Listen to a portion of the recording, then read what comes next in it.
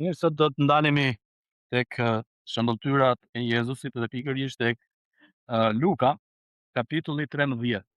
Atëherë ai thoshte të shëmbëltyr. Një njeri kishte një fik të mbjellë në vreshtin e tij. Ai erdhi dhe kërkoi fryt, por nuk gjeti. Atëherë ata i thanë vreshtarit: "Ja, 3 vjet që unë vi e kërkoj fryt në këtë fik dhe s'po gjej. Preje, pse të zarko tokën?" Por ai u përgjigji dhe tha: "Zot, lere edhe këtë vit, derisa ta lëroj rreth tij dhe t'i hedh ple. Dhe po dha fryt, mirë, përndryshe pastaj do ta presim." Jemi pikërisht tek kjo shëmbëltyrë të Jezusit, ndërsa vazhdon mësimet e tij duke mësuar, duke u ndarë me njerëzit për mbretërinë e Perëndisë, ai u jep edhe këtë shëmbëltyrë. Dhe pikërisht me këtë neve çfarë disa pyetje që ngrihen: kush është fiku? Kush është ai që e punon, që kujdeset për fikun? Kush është Zoti që dha urdhër që të pritet sepse nuk po jepte fryt? Duke parë këto, neve shikojmë çfarë mendojmë përderisa bëm këto pyetje. Pra duke dëgjuar këto pyetje, kush është fiku pra? Kush është ai kujdestari që kujdeset për vreshtin, për kopshtin? E kush është i Zoti i vreshtit? Jezusi gjithmonë neve tashmë e dimë se jemi duke parë tek shëmbëtyrat. Jezusi pra gjithmonë përdorte shëmbëtyra dhe shembuj të ndryshëm ose histori që neve le të themi toksore, që ne të mund ta kuptojmë ato mësimet që Jezusi donte të ndante më lehtë. Pra duke parë këtë lloj ose Jezusi pra duke përdorur këtë lloj mënyre, ai përpiqej që të hyrte në mendjet e njerëzve, në zemrat e njerëzve. Kështu që përsëri me këtë pyetje, unë besoj të paktën vetë personalisht Zoti i ka dhënë njerëzve të ndryshëm mundësinë për të dhënë fryt. Fryti më i mirë dhe fryti kryesor që është për ne është ndryshimi i zemrave tona. Jam gjithashtu duke lexuar përsëri nga Levitiku, nëse ju do ta hapnit Biblën tek Levitiku për pak minuta. Po të shikojmë, shkoni me mua pak tek Levitiku, ta hapim Biblën që këtej nga kopertina kryesore, duke filluar pothuajse të gjitha kapitujt flasin pikërisht për se si duhet të kujdeset njeriu, se si duhet ta shlyej mëkatin përpara Perëndisë. Edhe do të habiteshit ose do të lodheshit, do të thoja unë, se sa shumë detaje neve do të shikojmë në këto pjesë. Te kapitulli 23, vargjet, unë do të lexoj diçka, një shembull. Kapitulli 23, duke filluar nga vargu 26. Tu bëhet shlyerja e mëkateve, edhe Perëndia jep udhëzime se si të shlyesh mëkatin përpara Perëndisë. Vargu 26. Dhe Zoti i foli Mojsiut duke thënë: "Dita e 10 e këtij muaji të shtatë do të jetë dita e shlyerjes së mëkateve. Do të ketë për ju një mbledhje të shenjtë, do të përulni shpirtin tuaj dhe do t'i afroni Zotit një flijim të bërë me zjarr. Gjatë kësaj dite nuk do kryeni asnjë punë, sepse është dita e shlyerjes për ju përpara Zotit ndis tuaj, sepse çdo njeri që në këtë ditë nuk përulet do të çfaroset në mes të popullit të tij. Dhe çdo person që gjatë kësaj dite do të bëjë çfarë do pune, unë këtë person do ta çfaros në mes të popullit të tij. Nuk do kryeni asnjë punë." Pra vetëm duke filluar dita për të shlyer mëkatin, Perëndia jep udhëzime që nuk do të bëni asnjë lloj gjëje. Sot. Dhe po të shikojmë kapitujt në vazhdim, Perëndia aty jep udhëzime, shiko çfarë ndodh. Mirë, dha udhëzime se si të ndërtosh tempullin për të bërë sakrificë. Edhe ishte shumë specifik. Prifti për të hyrë brenda, aty kishte dhandin e shenjtë dhe shumë të shenjtë. Përpara se ti të hyje tek dhandi i shenjtë, ti do laheshe, do pastroheshe, edhe rrobat që ti kishe veshur, ai ishte i larë i pastruar në shtëpi, por rrobat që kishe ti veshur, ato do t'i ndroje me rroba të tjera që gjendeshin aty tek tempulli, le të them. Edhe ato ishin rroba të shenjtëruara, pra rroba të pastra. Perëndia thoshte: "Lau, pastrohu, vish të rroba, pastaj hyj brenda." Edhe pastaj ti do të kujdeseshe për në mënyrë specifike edhe të detajuar për sakrificat dhe për flijimet që Perëndia po kërkonte. I solla këto në vëmendjen to për të parë edhe për të kuptuar se sa të bekuar neve jemi sot, kur kemi për të patur për të ndërtuar një marrëdhënie me Perëndin. Sa prej nesh u shqetësua gjatë javës që le të themi bëri një mëkat ose bëri një gabim dhe sa do shkoj t'i ofroj flijimin Perëndis. Mund ta kemi kuptuar, mund ta ketë vrarë ndërgjegja dhe mund t'i kemi lutur Zotit dhe t'i kemi kërkuar falje, kaq. Por nuk e kemi marrë mundimin, pikërisht ashtu siç na udhëzohet tek për shembull tek Levitiku dhe tek Eksodi që se si duhet ti ta paraqisësh atë ofertën tënde, sakrificën tënde. Nuk e vran mend, apo jo? Nuk e vran mendjen që hyn tek ndërtesa e kishës sot, që të laheshim, të pastroheshim. Të laje duart, laje kamët, në tek Eksodi për shembull 26 na thuhet jep udhëzime që ti duhet të lahesh të pastrohesh plotësisht, vishi rrobat e tjera. Imagjino, neve çdo të diel, nëse ku do bënim adhurimin siç e bëjmë, do të vinim, hynim në dush, laheshim, pastroheshim dhe do të kishim rrobat e tjera që ishin specifike në mënyrë të qëndisur dhe të qekur sipas udhëzimeve të Perëndis, do vishej këto rroba dhe do të hyje në adhurim. Kjo është specifike vetëm për priftërinë, sepse jo të gjithë mund të hynin tek vendi i shenjtë dhe shumë i shenjtë. Shumë i shenjtë ishte vetëm për priftërinë, do ishte një herë në vit. Kurse ne hym në prezencën e Perëndis pa këto lloj shqetësimesh, pa këto lloj komplekse, sepse Perëndia na ka dhënë këtë bekim të madh me Jezusin në kryq. I solla të gjitha këto. Edhe një herë në vëmendjen tuaj për të kuptuar se çfarë sakrifice Perëndia ka bërë. Kur Perëndia, le të themi, na ka mbjell si ky fiku në kopshtin e tij, do të thotë që tashmë ai është kujdesur për çdo lloj problemi dhe shqetësimi që ne na paraqitet. Pra çdo lloj mëkati që ne kishim përpara Perëndis, tashmë Perëndia e ka zgjidhur dhe ne tani kemi për detyrë çfarë? Që të besojmë, që ta ndjekim Perëndin me gjithë zemrën tonë, me gjithë shpirtin tonë, me gjithë qenien tonë dhe t'japim fryt. Frytin më i mirë dhe më i pastër dhe më i dëshiruari do të ishte dhënia jonë plotësisht.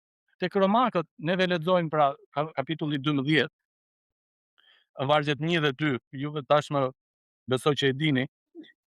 Ju lutem pra o vëllezër, nëpërmjet dëmshurisë së Perëndis, t'i paraqitni trupat tuaj si flitë të gjallë të shenjtë të përqyeshëm për Perëndin që është shërbesa juaj e mençur.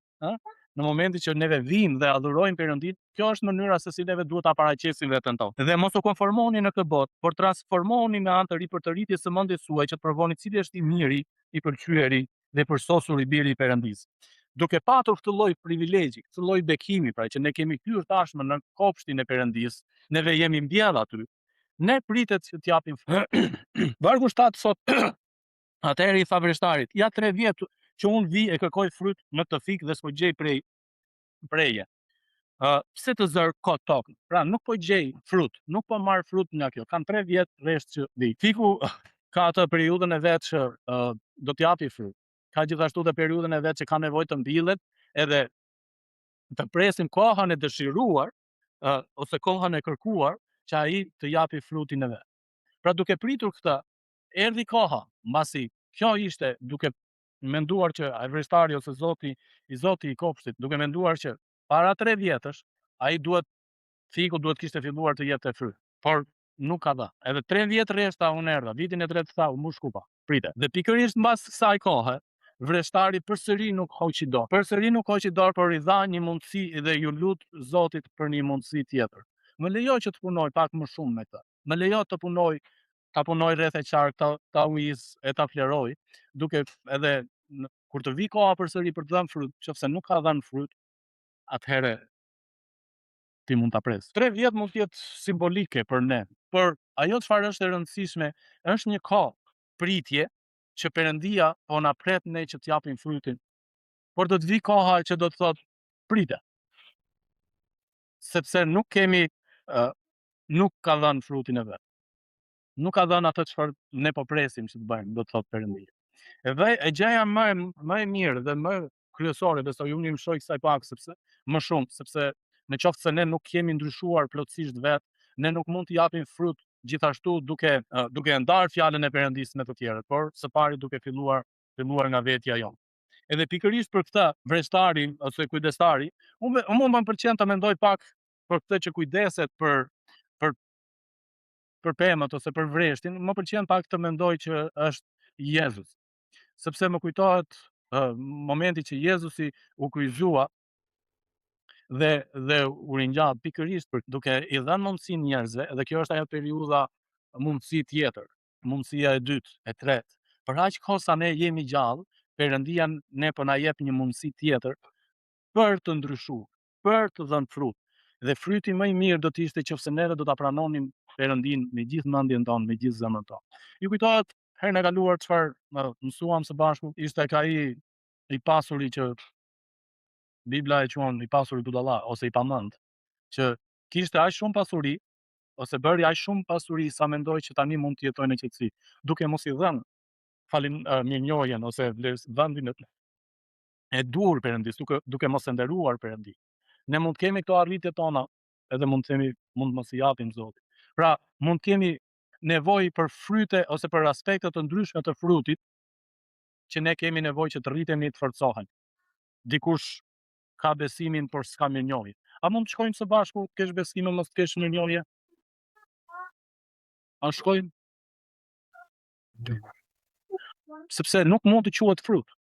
Edhe Jakobi thot, më trego thot besimin tënd pa frut, edhe unë do të tregoj besimin tim me frut, pra me vepra. Edhe demonët thot besojnë në Perëndin thot, edhe dridhen nga frika sa herë që përmendin dhe kujtojnë emrin e Perëndisë. Po kjo nuk do thotë që ata janë besimtarë. Ndaj dhe Perëndia na kërkon neve të jemi besimtar në Zotin me frut. Pra duke dhënë atë çfarë Perëndia pret. Është një lloj sikur unë pak më duket si prind tani i kam pritshmëritë më të larta se ç'duhet për fëmijët. Edhe ndonjëherë se si më duket kur fëmijët sillen si fëmijë. Edhe unë dëshiroja që ata të ishin të urtë, të gjushëm e kështu me radhë. Por duke patur këtë lloj qëndrimi, ata janë fëmijë. Perëndia na ka bekuar që të kemi fëmijët i kemi me nën edhe me babë. Babai mund të jetë më pak i duruar, por është nëna më e duruar. Ose mund të jetë një kombinim, mund të ketë njëri nga partnerët mund ta ketë këtë gjë më shumë. Ndaj e solla këtë përsëri si një shembull, si një ilustrim për të thënë që ashtu edhe me fëmijët tanë ne kemi pritshmëri të mëdha. A do dëshironte ndonjëri për fëmijët e vet të shkonte të mblidhte kanaçe? A do dëshironte që për fëmijën e vet të mblidhte rrugëve, mos shkonte në shkollë, mos bënte gjërat siç bëjnë shokët e tjerë? Pra neve gjithmonë dëshirojmë për fëmijët tanë që të përfshihen në rrjetin shoqëror, po me stresën më të mirë të mundshme. Të jenë në grupin që mësojnë, të jenë në grupin që le të themi japin shfaqje nëpër teatrat e nëpër këto gjëra, apo në një kërcim apo ta diun me një vegël muzikore apo jo.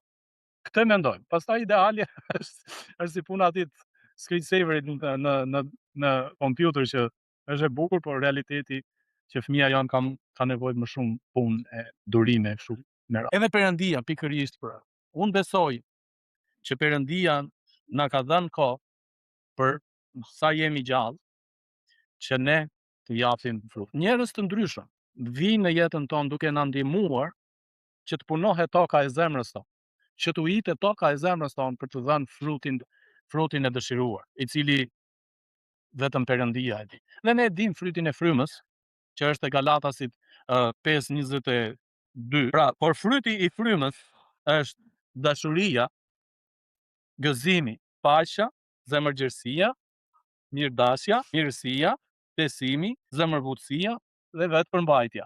Pra këto janë cilësitë të frytit të frymës. Dhe nëse neve i kemi këto, atëherë ne jemi në rrugën e duhur. Edhe nëse kemi diçka por na mungon diçka tjetër, Perëndia pra ka vendosur njerëz të ndryshëm në jetën tonë pikërisht për këtë gjë, duke punuar që ne të japim frutin e Perëndisë, frutin e frymës së shenjtë.